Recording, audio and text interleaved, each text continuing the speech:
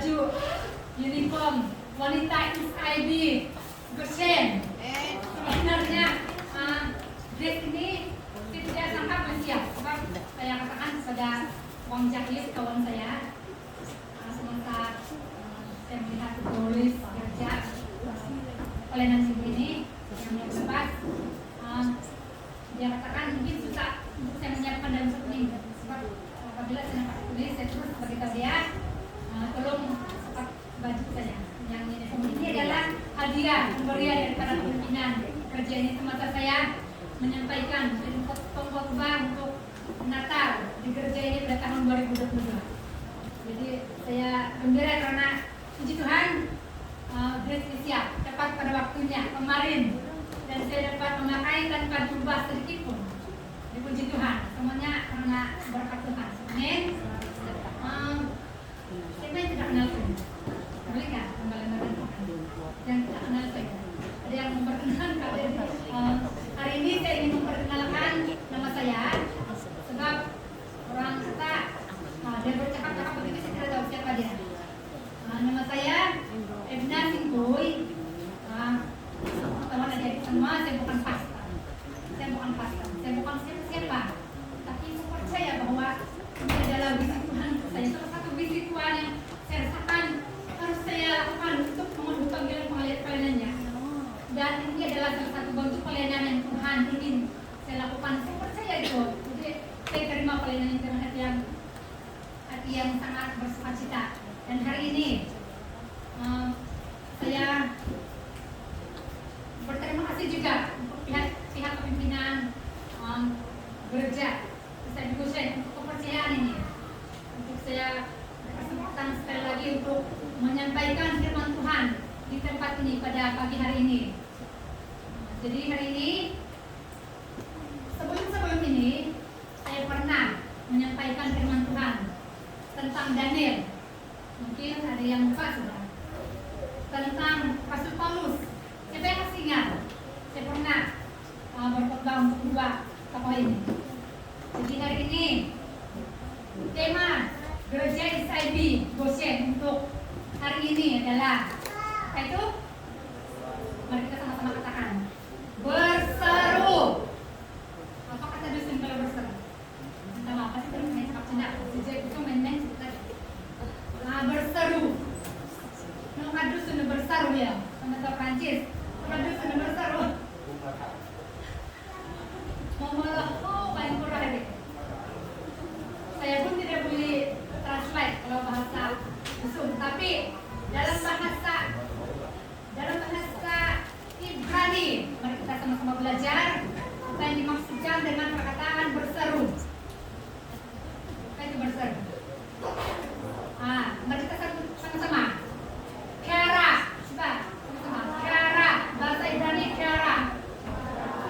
Maksudnya seruan yang berteriak, menjerit. Berteriak, menjerit. Macam mana itu berteriak, menjerit? Macam mama kamu panggil. Dia bilang, mari kamu dia bilang. Macam saya selalu panggil anak-anak saya gitu. Kalau dia masih main handphone, saya panggil itu dari dapur. Kalau dia datang, saya kasih kuatin suara. Kalau udah dia mau dengar, mungkin saya kasih suara. Jadi, itu aja barang rumah juga memanggil itu anak-anak. Kera dalam bahasa Ibrani bermaksud berteriak atau menjerit. Dalam bahasa Yunani pula apa dia? Mari kita sama-sama sebut kalio. Coba sebut teman-teman. Kalio. Kalio itu maksud dalam bahasa Yunani adalah memanggil nama seseorang. Ini bahasa Yunani. Memanggil nama seseorang, mengulang ngaran kami susun. Macam saya panggil. Itu anak saya, selalu anak saya yang ya betul pergi dapur mau makan dan santai, dia bilang. Saya panggil dia tidak mau dengar segana. Lah, kuat lagi memanggil nama seseorang. Dan berseru ini juga merupakan satu ungkapan doa yang aktif. Saya belajar kemarin aktif, kata aktif. Jadi doa ini juga merupakan satu doa yang dibawakan oleh seseorang kepada Tuhan dengan hati yang sungguh-sungguh segenap hati. hancur, kadang-kadang diiringi dengan keherangan dan cucuran air mata. Ini yang kita panjatkan kepada Tuhan. Jadi dalam Alkitab begitu banyak ayat yang memperkatakan tentang berseru kepada Tuhan. Bermaksud apa? Berseru ini merupakan satu hal yang sangat penting untuk kita orang-orang percaya lakukan di hadapan Tuhan. Jadi hari ini mari kita sama-sama belajar firman Tuhan. Sama-sama kita membaca di dalam Markus ayat 10 ayat 46. Markus pasal 10 ayat 46 hingga 52. Mari kita sama-sama baca ini. Mari kita sama-sama bagi berdiri. Kita mau kita bersemangat untuk menghayati cerita ini, sebab kita akan belajar dari seorang pribadi di sini. Okay. Markus 10 ayat 10 ayat 46 dan 52. Masa saya menginjakan firman Tuhan ini, saya berpikir apa yang sesuai untuk tema ini. Sebab sebenarnya tema ini sangat menarik bagi saya. Sebab saya tidak boleh ungkapkan dengan kata-kata bagaimana. Saya tidak terungkap lagi bagaimana saya berseru dengan Tuhan.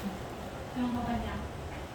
Dan itulah kalau kita punya seruan untuk di hadapan Tuhan, memang Tuhan akan menjawab kita. Mari sama-sama kita baca. Saya mulakan dengan ayat 46. Tajuk Yesus menyembuhkan Bartimius. 46. Lalu tibalah Yesus dan murid-murid. Saya dulu. Nanti kamu balas dengan ayat 47. Lalu tibalah Yesus dan murid-muridnya di Yeriko. Dan ketika Yesus keluar dari Yeriko bersama-sama dengan murid-muridnya dan orang banyak yang berbondong-bondong, ada seorang pengemis yang buta bernama Bartimius, anak Timius, duduk di pinggir jalan. 47. Ketika dibilangnya bahwa orang itu adalah Yesus orang Nazaret, mulailah ia berseru, Yesus anak Daud, kasihanilah aku. 48. Banyak orang menegurnya supaya ia diam, namun semakin keras ia berseru, Anak Daud, kasihanilah aku. 49. Lalu Yesus berhenti dan berkata, panggillah dia. Mereka memanggil orang buta itu dan berkata kepadanya, kuatkan hatimu, berdirilah, ia memanggil engkau. Ayat 50. Lalu ia menanggalkan jubahnya, ia segera berdiri dan pergi mendapatkan Yesus. 51. Tanya Yesus kepadanya, apa yang kau kehendaki supaya aku perbuat bagimu? Jawab orang buta itu, Rabuni, supaya aku dapat melihat. Ayat 52. Lalu Yesus kepadanya, pergilah, imanmu telah menyelamatkan engkau. Pada saat itu juga melihatlah ia. Lalu ia mengikuti Yesus dalam perjalanannya. Amin. Hari ini saya akan membawa subtema untuk firman Tuhan kita di bawah tajuk berseru ini dengan satu tema berdasarkan ayat firman Tuhan ini, cerita ini, seruan yang membawa kepada terangnya yang ajaib. Panjang sedikit subtemanya, tapi inilah yang saya dapat daripada kisah ini. Apabila saya meneliti kisah ini, saya sangat tersentuh. Dan hari ini saya sangat bertuah, sebab hari ini biarpun tajuk ini lama sudah kita dengar, masa kita di sekolah minggu sudah pernah dengar cerita ini. Saya ingat masa saya mengajar anak-anak sekolah minggu di Sedokan, saya pernah membawa cerita ini, Bartimius yang buta. Dan anak-anak pun dengar cerita ini. Tapi hari ini kita mau mengupas apa yang berlaku kepada seorang pribadi yang bernama Bartimius. Oke. Siapa Bartimius dalam cerita ini? Mari kita lihat bagaimana karakter Bartimius. Bartimius adalah seorang laki-laki. Apabila saya meneliti, dia merupakan seorang laki-laki Yahudi berbangsa Yahudi yang tinggal di satu kota bernama kota Yeriko, dan dia seorang cacat penglihatan. Ini melihat. Jadi bayangkan bagaimana keadaan seorang yang tidak nampak. Apa yang kita nampak? Gelap. Kita mau pakai stek mata hitam yang tidak di kiri. Mau dijalankan? Boleh? Ketika kita mawar-hawar dan kesur. Jadi dia seorang cacat penglihatan buta, seorang pengemis. Oleh karena keterbatasannya, maka dia tidak boleh nampak. Jadi dia memilih pekerjaan sebagai seorang pengemis. Apa yang boleh kita gambarkan sebagai seorang pengemis ini? Coba pernah nampak pengemis jalan-jalan di keke? Takut di ketemu dulu. Kemarin dulu saya pergi Alliance Bank. Nampak ada satu orang di tengah-tengah mesin itu meminta tadi. Saya tengok macam normal juga. Tapi bila saya tercium itu bau arak, nah saya tidak punya kasihan pun macam kayaknya sudah. Sebab nah dia sempurna, tapi bagaimana? Sudahlah bau arak. Macam mana? Kita mau bagi duit kan? Kalau kamu mau bagi duit atau tidak bayar? Bayar kok. Yang penting di sini saya rasakan, saya pikir pengemis zaman dulu ini jujur. Kan macam zaman sekarang ini dia bilang dia punya kaki kangkung, tahu dia kasih balut-balut, kali itu lintah apa? Tulipan dikasih lempar, nah dia berlari. Nah, nampak itu dia punya penipuan. Tapi kalau dulu macam mana? Dulu mungkin banyak pengemis yang jujur. Dulu, jadi continuous di seorang yang miskin, kehidupannya hanya duduk di pinggir jalan, meminta belas kasihan orang, memberikan dia duit, memberikan dia makanan, dan apa yang kita boleh bayangkan dari seorang yang mengemis ini? Mungkin baju dia compang-camping, itu kita punya bayangan kan? Jadi setiap hari dia duduk di pinggir jalan di sebuah kota yang bernama Yeriko dan ayahnya bernama Timius. Jadi kita bayangkan kehidupannya hidup terasing daripada orang ramai. Sebab dia sudahlah buta, mengemis, miskin lagi. Jadi mungkin dia dipinggirkan oleh masyarakat sekeliling. Siapa lah mau tengokkan? Sudahlah buta, duduk lagi mungkin kotor lagi. Setiap hari kerjanya meminta-minta. Jadi pada hari itu peristiwa yang berlaku apabila Yesus melintasi kota Yeriko. Saya bayangkan ini kota Yeriko mungkin ada tempat masuk, gerbang masuk dan gerbang keluar. Jadi Yesus masuk dan dia keluar. Sebab masa itu Yesus bersama dengan murid-muridnya sedang dalam perjalanan menuju ke mana? Yerusalem. Saya sangat kagumlah ini hati dengan 3 orang hamba Tuhan yang ada di tempat ini, Pastor Duin, Pastor Suzip, dan tenaga Prancis baru balik dari Yerusalem. Jadi saya punya kajian sendiri, Gani dan Maria hari itu bila saya jumpa mereka saya senang hati sebab begitu jauh perjalanan mereka adalah orang yang sangat-sangat bertua sebab pergi dan kembali dengan banyak berkat-berkat saya percaya. Dan itulah saya punya impian satu hari nanti dapat menjejakkan kaki di Yerusalem seperti mereka yang baru-baru dibangun. Kita harap nanti ada perkongsian dan kali dari ini yang 3 orang hamba Tuhan ini. Saya pun mau mendengar sempat dengar daripada kajian saya hari itu kami jumpa di kedai makan. Jadi mereka dalam perjalanan menuju ke Yerusalem melintasi kota Yeriko dan kita tahu kota Yeriko ini adalah kota yang tertua di dunia. Dan pada masa itu kan zaman itu kota Yeriko merupakan kota yang kerap dilintasi, dilalui oleh orang-orang yang beragama yang hendak pergi ke Yerusalem untuk beribadah. Mungkin di sana ada itu bait suci kan. Jadi dari orang-orang yang dari barat daya itu kan orang mesti melintasi kota Yeriko untuk pergi sana. Jadi Yesus dalam perjalanan menuju ke Yerusalem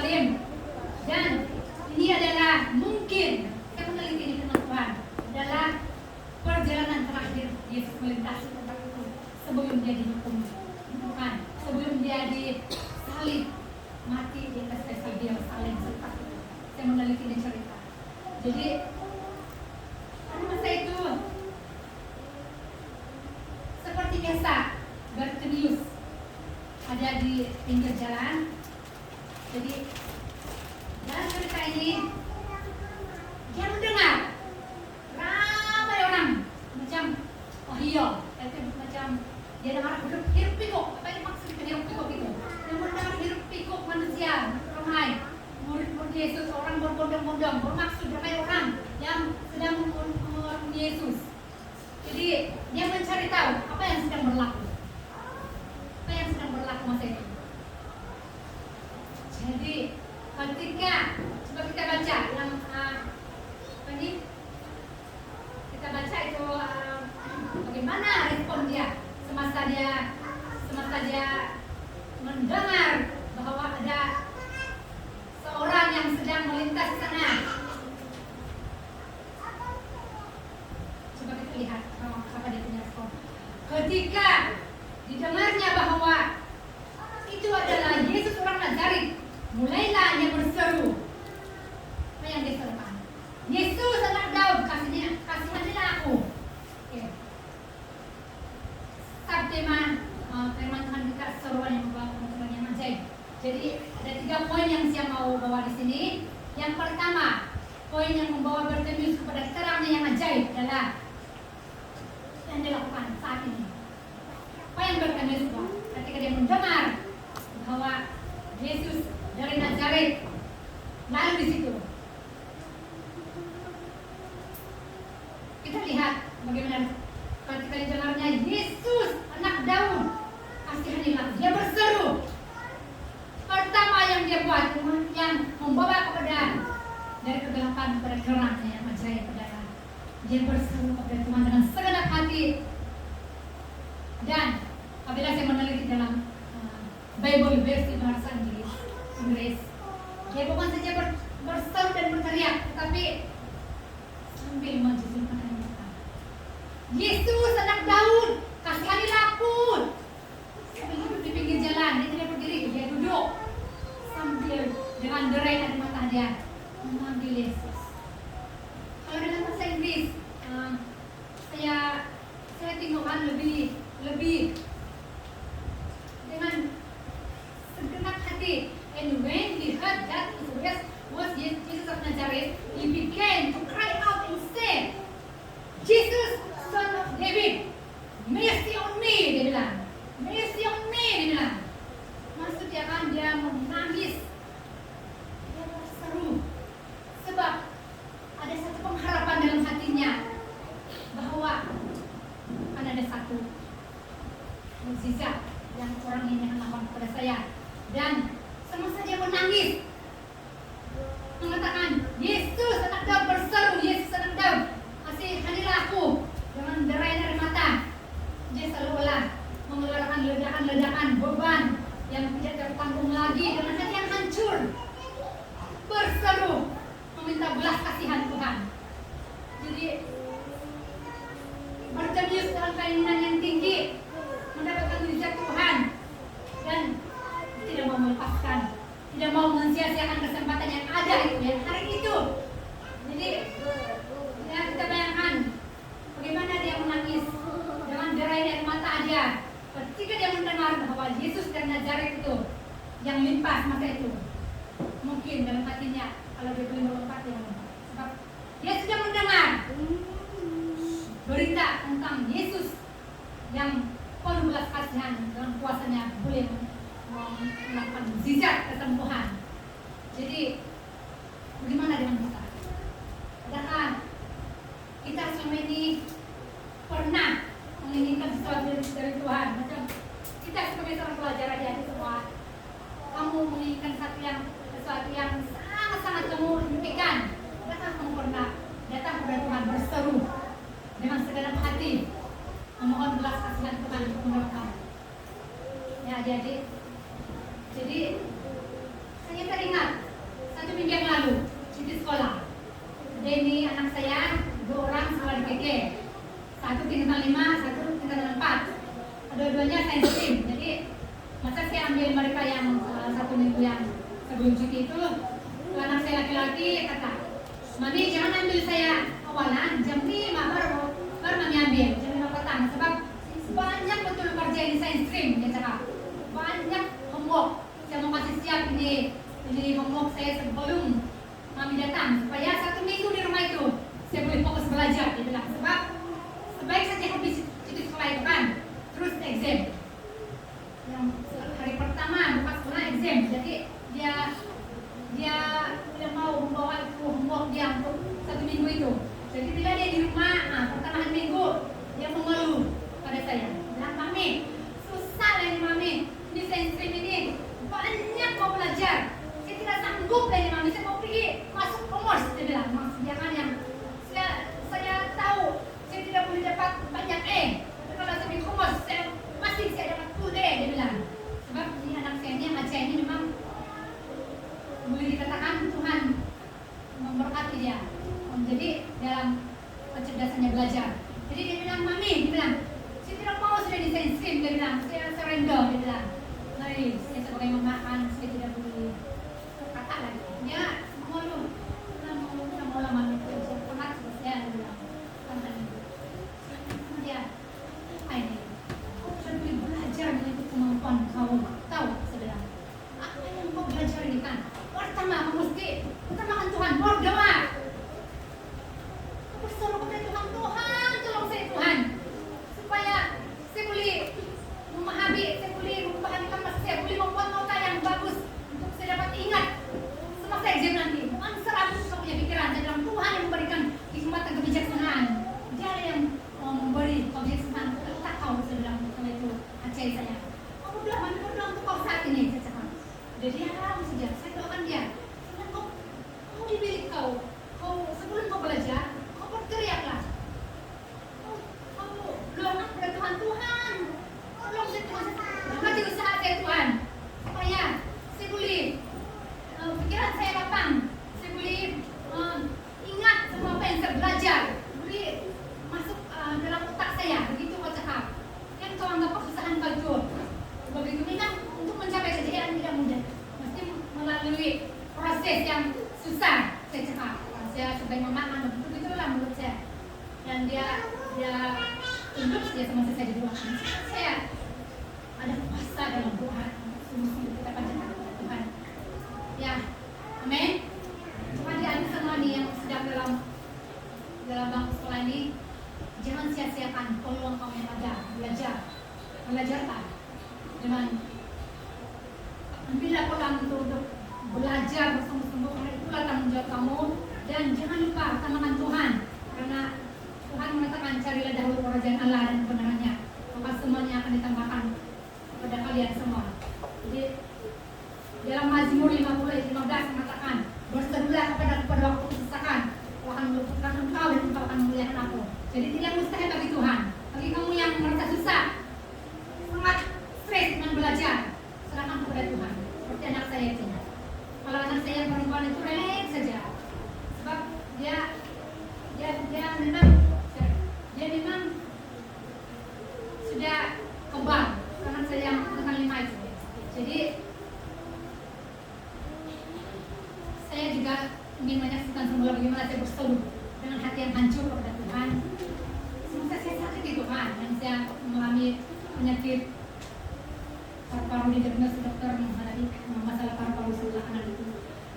Setiap 4 pagi, 3 pagi saya terbangun, saya tidak boleh bernafas masa itu. Mengganggu. Dia oke saja 11 jam, tapi tidak sungguh-sungguh kan saya tidak boleh bernafas. Macam ada sesuatu yang menghambat saya punya dada. Jadi ada setiap kali itu kan saya bangun, kami punya master bedroom di rumah itu besar. Jadi ada satu ruang, saya berdoa. Setiap kelamat pagi saya sujud di hadapan Tuhan berlutut. Saya bilang, Tuhan, saya menangis. Saya tidak tahu berapa, dari pukul 4 sekali saya tidur, jam siang sudah. Saya tahu apa yang saya doakan, saya pun menangis. Saya menyatakan semuanya kepada Tuhan. Saya percaya Tuhan ada rencana dan visi untuk saya, dan pasti hendak yang terjadi untuk saya. Tuhan menguatkan saya menghadapi semua ini. Saya cakap.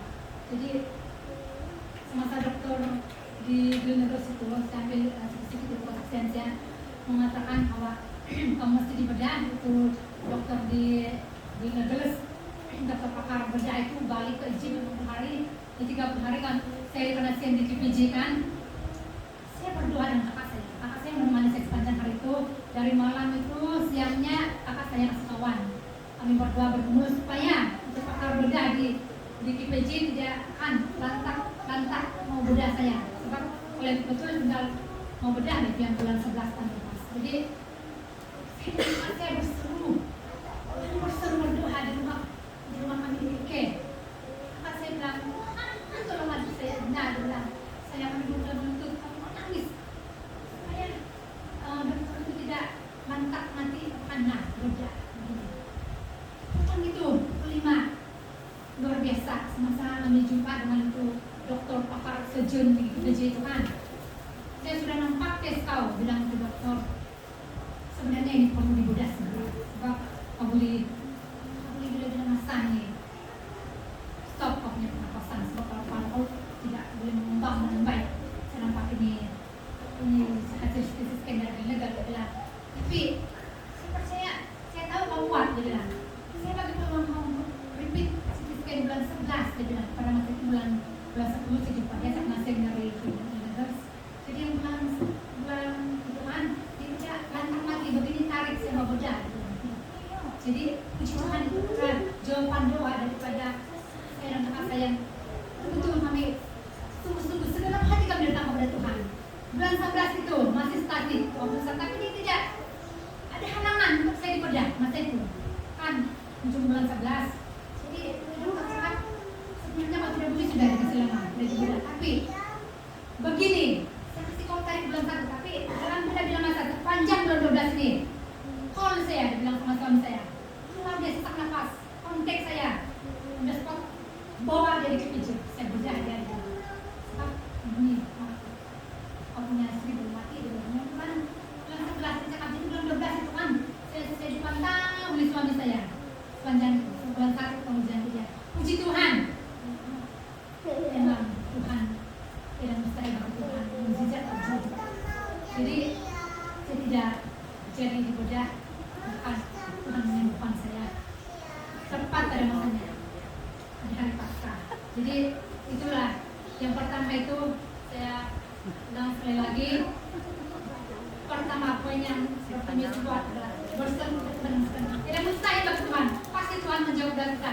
Dia melihat iman kita daripada doa-doa kita. Yang kedua, yang berjenis lakukan yang membawa daripada terang Tuhan yang ajaib adalah berseru dengan gigih dalam iman dan pengharapan. Apa yang dia buat? Coba kita tengok cerita ini. Apa yang dia buat semasa orang menyuruhnya diam? Apa yang dia buat? Dia malah makin menguatkan suara dia kan. Jesus of Daud, Jesus anak Daud, dia bilang. Kasihanilah aku, dia bilang. Makin kuat. Itu orang cakap, janganlah kau bising di sana, dia bilang ke orang-orang kan. Yesus anak Daud, kasihanilah aku, dia bilang. Dia makin mengeraskan suara dia. Sehingga Yesus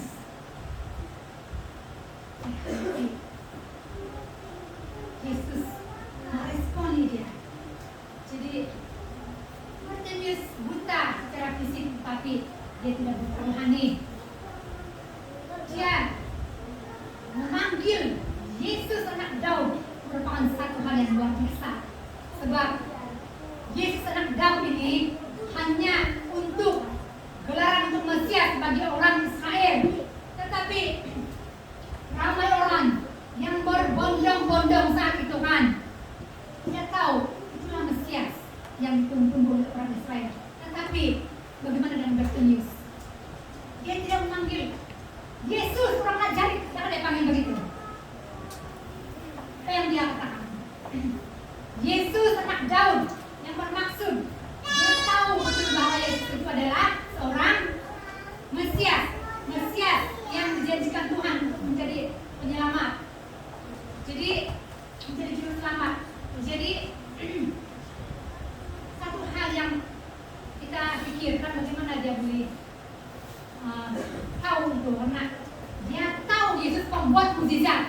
Dia sudah mendengar di mana-mana bahwa Yesus menyembuhkan orang lumpuh. Dia menyembuhkan orang yang tuli, boleh mendengar semula, orang kusta boleh ditahirkan. Segala-gala mukjizat dia pernah buat. Jadi dia berharap, dia bersukacita dengan satu harapan dalam hati dia, iman dia bahwa saya akan pulih. Saya pasti akan melihat semula, mata saya celik sekiranya saya berjumpa dengan orang ini.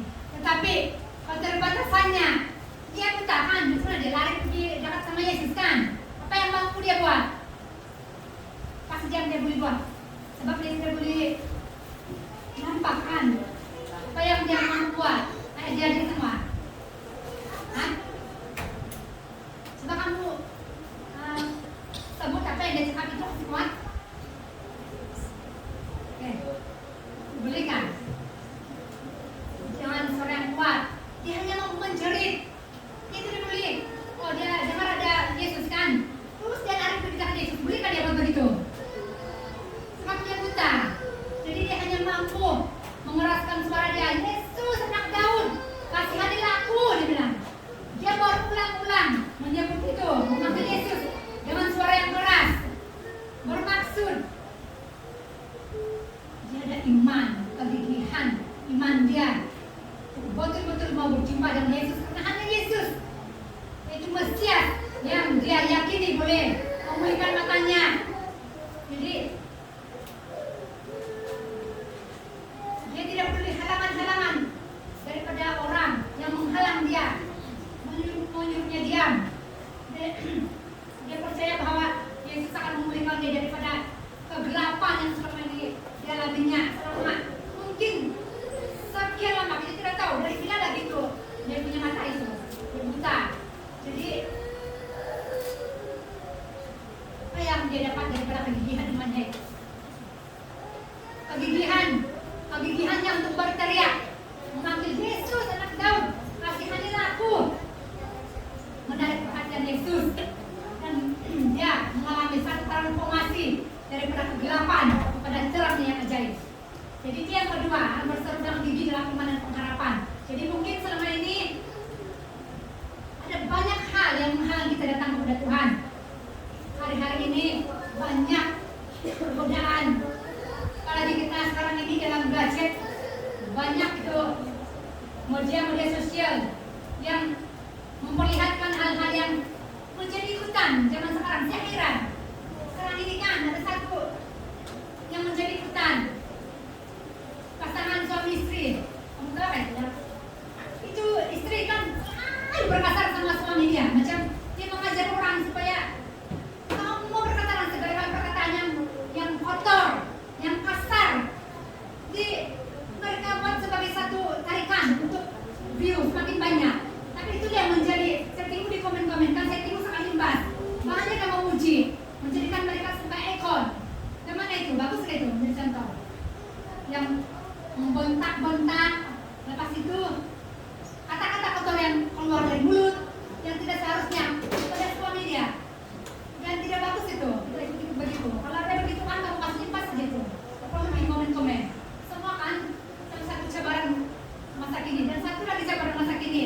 Bagaimana ini adik-adik kan di bangku sekolah ini kan, karena kamu belajar, saya tidak tahu di mana, macam mana kalau dia selama di sini. Tapi kalau yang anak-anak di rumah kan, salah satu cabaran belajar juga kan, itu handphone. Dia tipu handphone untuk belajar. Tapi pada masa tipu handphone dengan dia main game, dia tipu yang tidak bagus. Jadi banyak masa terbuang di sana, bukan lagi tipu handphone untuk belajar. Banyak pengaruh-pengaruh yang tidak bagus. Jadi hati-hati, jangan kita mudah terpengaruh dengan itu semua, karena itu semua menghalang kita untuk datang lebih dekat kepada Tuhan. Amin. Jadi kita harus berhati-hati dan kita jangan bergantung kepada orang-orang sekeliling kita kalau kita ada masalah. Datanglah kepada Yesus, karena berharap kepada manusia akan kecewa. Namun Tuhan yang memberi kekuatan kepada kita dalam apapun yang kita lakukan. Saya ingat masa saya sakit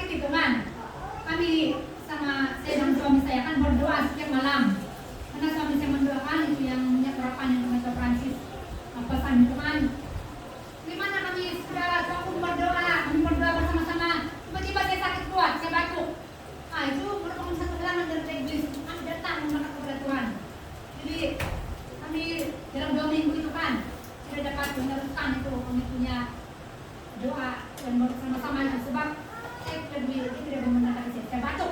Tetapi saya sadar bahwa itu adalah halangan. Terus kami teruskan dengan gigih datang kepada Tuhan. Suami saya setiap hari menuliskan itu minyak harapan Tuhan. Tuliskan di dada kanan saya sehingga benar-benar Tuhan menjawab doa kami. Jadi tidak yang mustahil bagi Tuhan. Karena kita sungguh-sungguh datang kepada Tuhan. Tuhan melihat iman kita untuk benar-benar mengandalkan Dia. Yang hati yang hancur datang kepada Dia. Jadi yang kedua itu sudah kita tahu tadi berseru dengan gigi dalam iman dan pengharapan. Yang ketiga yang Bartimeus lakukan, di mana dia mengalami terang yang ajaib adalah dia menanggalkan jubah lamanya. Kamu tahu apa itu? Semasa Yesus memanggil dia, apa kata Yesus? Kita baca lagi balik. Yesus memanggil dia. Dia mengatakan, panggillah dia. Apa respon Bartimeus masa itu? Pada masa Yesus berhenti dan berkata, panggillah dia. Dan mereka memanggil orang buta itu dan berkata kepadanya, apa yang mereka kata? Kuatkanlah hatimu, berdirilah, yang memanggil engkau. Bagaimana dia? Keadaan dia sama saya Yesus memanggil dia. Dia berteriak-teriak dalam keadaan yang duduk yang pengemis. Dan orang-orang yang menyampaikan pesan Yesus itu mengatakan, kuatkan hatimu, berdirilah, yang memanggil engkau. Orang kabar Tuhan yang Bartimeus ini. Bila saya tinggalkan, saya macam saya mau masuk di zaman itu, mau berjumpa dengan Yesus di depan mata. Jadi apa yang berlaku masa itu? Bartimeus menanggalkan jubah lama dia. Apa itu? Apa maksud jubah itu? Jubah bagi seorang pengemis, seorang yang miskin, adalah segala-galanya bagi mereka. Sebab jubah itu adalah alas di mana mereka duduk meminta-minta belas kasihan orang. Jadi orang melemparkan duit seling logam di sana, melemparkan makanan semua di atas jubah itu. Dan pada waktu malam, itulah rumah Abi Ramli ini. Pada waktu malam, kalau cuaca sejuk, mereka berlindung daripada jubah itu. Kamu bayangkan itu jubah itu. Dia berlindung. Nah, jelas saja dia mendengar bahwa Yesus memanggil dia. Nah, macam mana? Dia sangat menjauhan dan dusun. Dia menanggalkan, dan saya perhatikan, saya meneliti di firman Tuhan, bukan saja dia menanggalkan, dia kasih lempar ke jubah dia. Tahu kamu saya itu dia sudah nampakkan. Dia sudah nampakkan, dia sudah kan? Nah, memang meneliti dan serta ini. Mata Bartimeus, siapa yang kata Bartimeus sudah nampak masa dia menanggalkan jubah dia? Coba kamu katakan siapa yang cakap mata dia belum melihat tentang tangan? Jadi apa ya? Dia nampak sudahkah belum nampak masa itu? Masa dia kasih buka dia punya jubah itu, sebab dia rasa itu jubah dia menghalang dia, macam mengokang dia berlari. Tapi saya percaya masa itu ada orang yang menuntut dia juga tentang Yesus, seperti tidak nampak kan dia sampai tampakkan jangan. Mesti dia ada orang yang menuntut dia datang kepada Yesus masa itu. Jadi dia menanggalkan jubahnya, berlari, dan orang menuntut dia datang kepada Yesus. Dan apa yang kita paham dengan jubah ini? Jubah ini menandakan bahwa Bartimeus meninggalkan identitas lamanya dan hidup baru dalam Kristus. Dia ada harapan baru. Dia bilang, tidak boleh di jubah saya ini. Saya tahu kalau sejubah Yesus, mesti saya boleh melihat. Dia boleh mencarikan mata saya. Iman dia itu sangat besar, iman dia. Walaupun dia belum nampak Yesus masa itu, dia boleh lari. Jadi dia katakan, jangan di jubah saya. Dia buang. Dia mungkin ada orang menuntut dia juga, terus dia nampak. Jadi dia percaya bahwa hidup semuanya satu status yang baru, bukan lagi seorang pengemis, tetapi seorang pemenang dalam jubah kemuliaan bagi Tuhan. Mari kita berikan tepuk tangan. Luar biasa. Jadi mari kita lihat cerita seterusnya. Apa yang berlaku selepas dia berjumpa dengan Yesus? Ini adalah hal yang sangat luar biasa. Yang berlaku.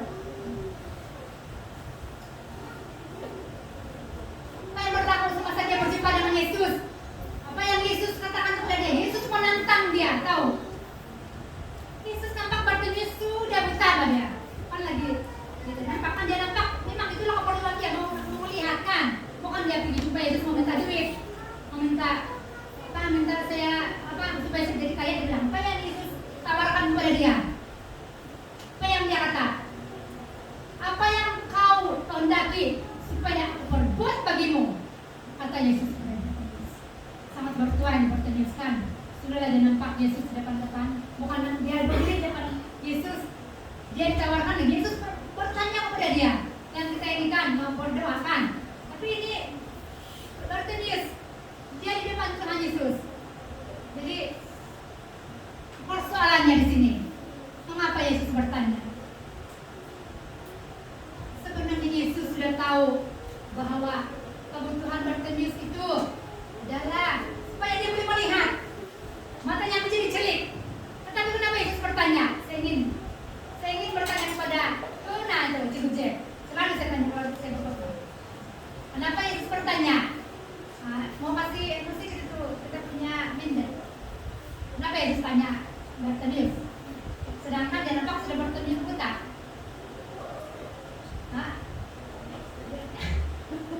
Dia memastikan. Cikgu Roja, kenapa?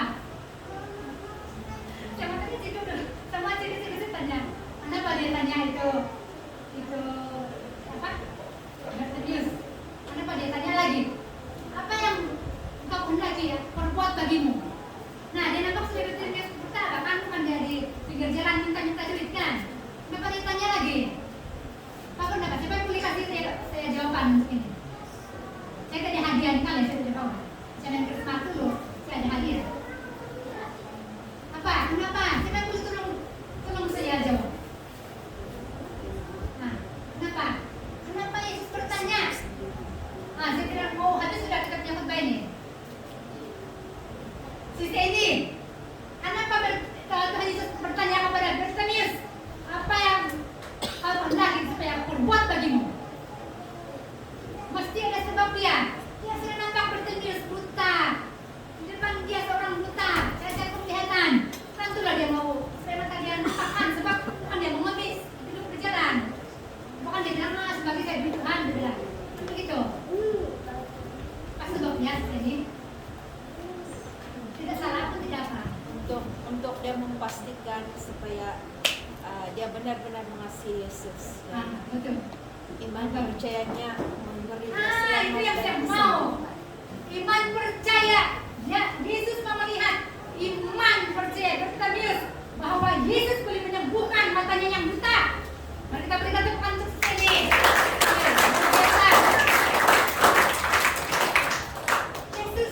Yesus sudah tahu kebutuhan Bartimeus, tetapi apa yang dia mau tahu adalah sejauh mana iman dia. Percaya dia kepada Yesus yang boleh menyembuhkan dia. Luar biasa. Tuhan itu Tuhan mujizat. Jangan kita ragu-ragu apabila kita meminta. Saya ingat bisa saya di bawah itu CT scan itu kan, di bawah terowong itu masa saya itu saksian dia itu di mana obat kontras itu dimasukkan. Hari itu hari Paskah. Saya berdoa, Tuhan, saya berseru, saya menangis di bawah itu lampu-lampu yang ada di bawah itu terowong untuk CT scan saya. Tuhan, inilah darah-Mu Tuhan. Sucikan setiap inci penyakit dalam tubuh badan saya. Saya percaya saya sudah sembuh. Iman saya. Masa itu, saya menangis. Saya menangis, mata saya bercucuran sementara saya di bawah terowong itu, CT scan itu. Dan luar biasa. Hari itu juga Tuhan menjawab doa saya. Masa dokter kasih tengok itu screen tentang result saya, paru-paru saya bersih. Tuhan menjawab doa saya. Saya percaya itu adalah satu hal yang mukjizat yang besar yang Tuhan lakukan. Saya tidak boleh ungkapkan bagaimana banyak mukjizat yang Tuhan sudah lakukan dalam kehidupan saya. Saya percaya bahwa apabila kita berdoa dengan hati yang sungguh-sungguh, segala pun kita pasti Tuhan akan menjawab. Amin. Jadi bukan sahaja matanya celik semula, tetapi apa yang dia lihat, dia telah dibawa pada satu dunia yang baru, terangnya yang ajaib. Jadi apa yang Yesus katakan selepas Bartimeus mengatakan bahwa dia mau supaya mata dia celik semula, pergilah, imanmu telah menyelamatkan engkau, kata Yesus. Iman dia. Jadi mujizat terjadi bukan karena Tuhan melihat kebutuhan kita, tapi Tuhan melihat iman kita. Amin. Jadi dalam di sini kan, kesembuhan yang dialami adalah bukan saja kesembuhan fisik, matanya celik, tapi dia juga mengalami kesembuhan batin, karena dia keluar dari kegelapan, mengiring Tuhan di jalur keselamatan kekal bersama Yesus.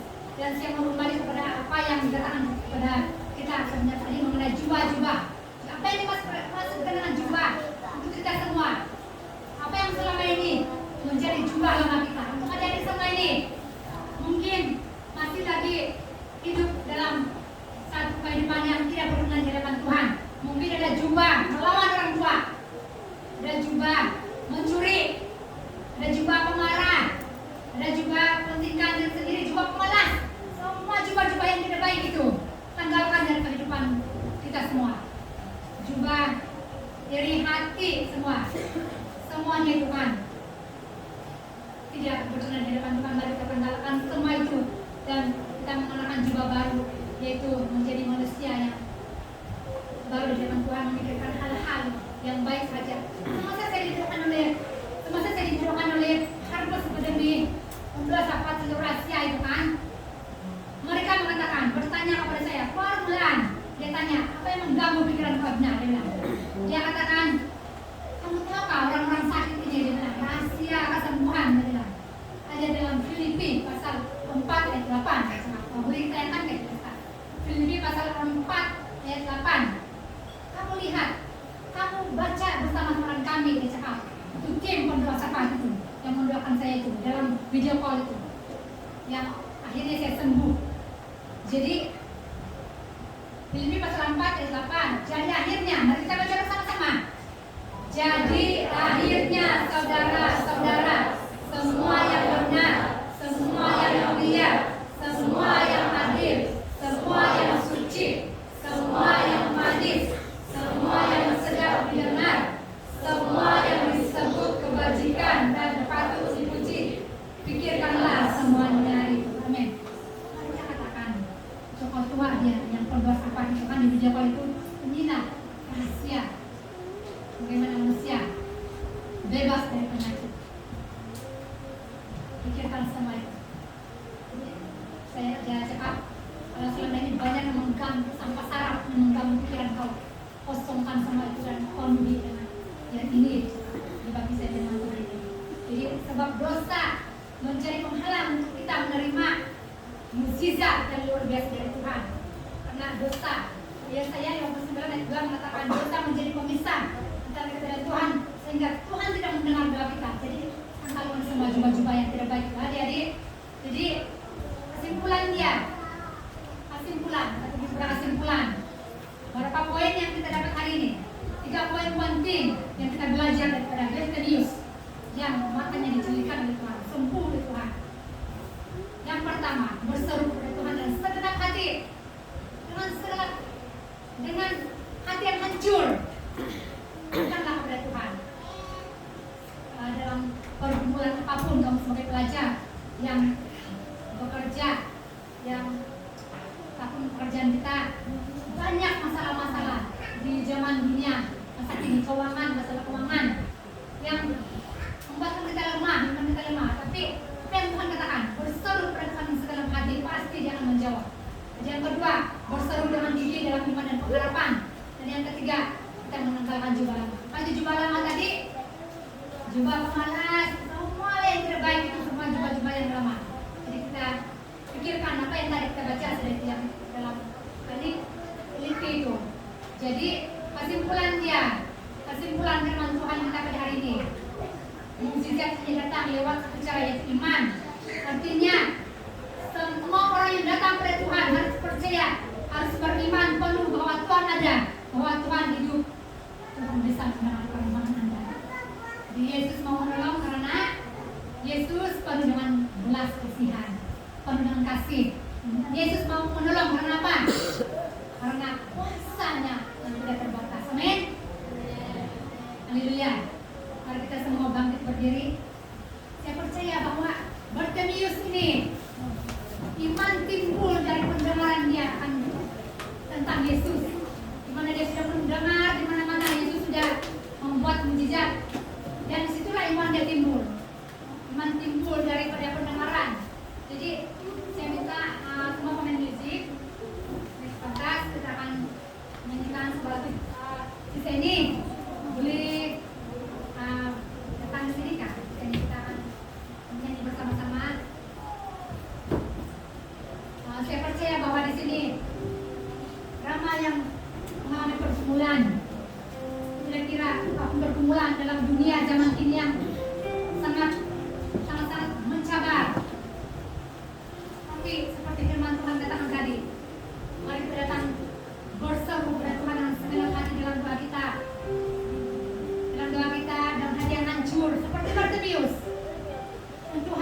membersihkan matanya, membawa dia pada jalan yang ajaib, orang yang ajaib, dan Bartimeus mengiring Tuhan.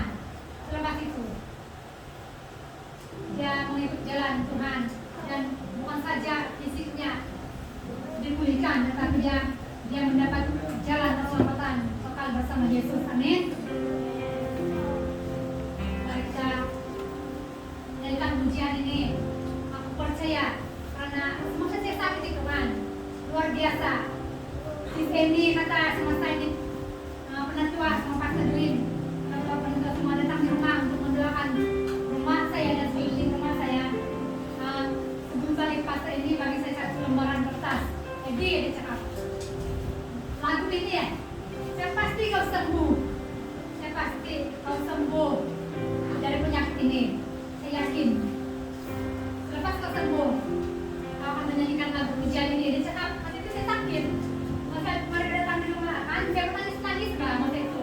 Nyata mengeluarkan apa yang saya sedang alami, saya akan dibedah pada bulan 3 itu. Oke, puji Tuhan, Tuhan, hal yang ajaib dalam menyembuhkan saya. Kau telah sembuh semasa hari Paskah yang bulan 3 itu, amin. Tidak mustahil bagi Tuhan. Jadi hari ini hanya akan menyatakan ini sebagai ucapan syukur untuk kita semua. Mari kita sama-sama menyanyi lagu ini, dan apa yang didoakan oleh orang benar, dosa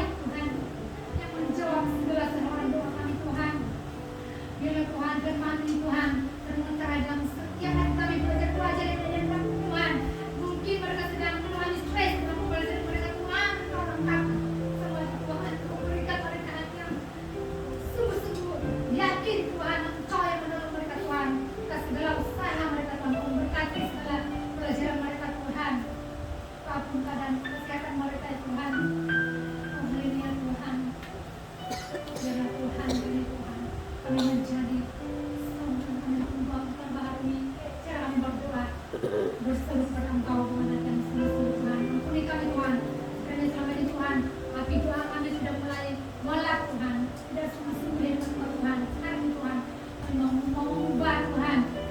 Cara kami berdoa berseru pada mereka hancur Tuhan. Oh haleluya Tuhan. Terima kasih Tuhan. Saya minta penataan Tuhan untuk berdoa untuk baik. Terima kasih Tuhan kami. Haleluya Tuhan.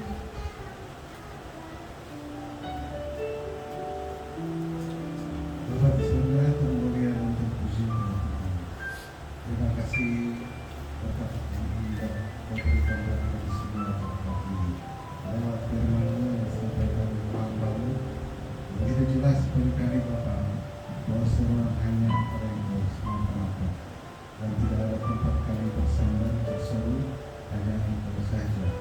Selain itu kami muliakan Engkau yang firman-Mu akan menjadi hidup di dalam tubuh kami